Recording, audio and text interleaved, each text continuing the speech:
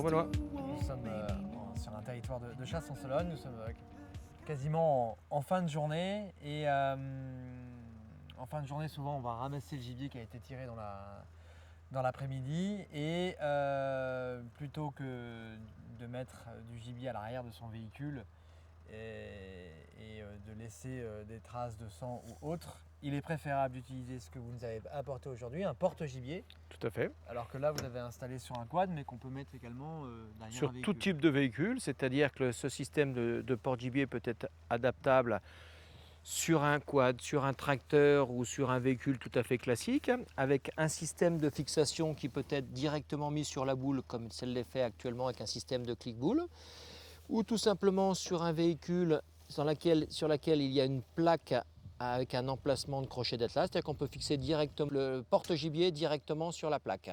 Donc ce qui permettrait avec 4 petits boulons de pouvoir le serrer. Donc l'avantage de ce système-là, effectivement, c'est ce que vous disiez Baudouin, c'est que tout simplement, ça évite de dégueulasser, si on peut dire, toute sa voiture. Ça évite de mettre du sang un petit peu partout, du poil un peu partout.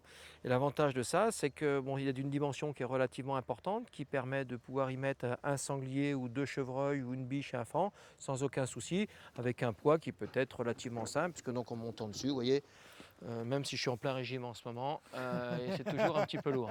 Donc le souci par contre de ce genre de porte-gibier, c'est que bon, il faut impérativement le mettre un système lumineux derrière avec tout un tas de codes phares si vous voulez l'utiliser sur la route. Par contre, dans les chemins à l'intérieur de votre propriété, il n'y a pas besoin de mettre de plaques d'immatriculation. Je me suis toujours posé la question, si vous avez un animal qui est quand même relativement costaud, typiquement un cerf par exemple, y a pas on n'a pas peur qu'il puisse tomber pendant qu'on roule? Non, mais l'intérêt, c'est tout simplement, lorsqu'on le met à l'intérieur, il suffit de mettre un sando par-dessus pour pouvoir le maintenir. L'intérêt, de toute façon, c'est qu'on n'a jamais très loin entre le rendez-vous de chasse et l'emplacement pour pouvoir le découper. Donc, tout simplement, en mettant un tendeur ou une petite sangle par-dessus, de façon à maintenir, c'est plus bon. Il peut être mis aussi par l'avant. Puis, il y a des systèmes, donc, un petit peu comme chez nous, qui peuvent être un petit peu plus grands, un petit peu plus larges, en fonction un petit peu du gibier que vous prélevez sur le territoire.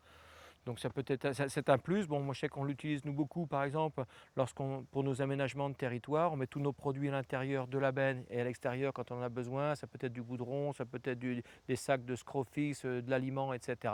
Ça peut être un très bon complément à la mule sans pour cela salir le véhicule, quoi.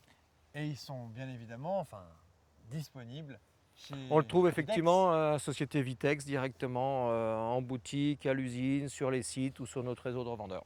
Très bien. Bon, eh ben, on va faire une petite balade. On va faire une petite balade.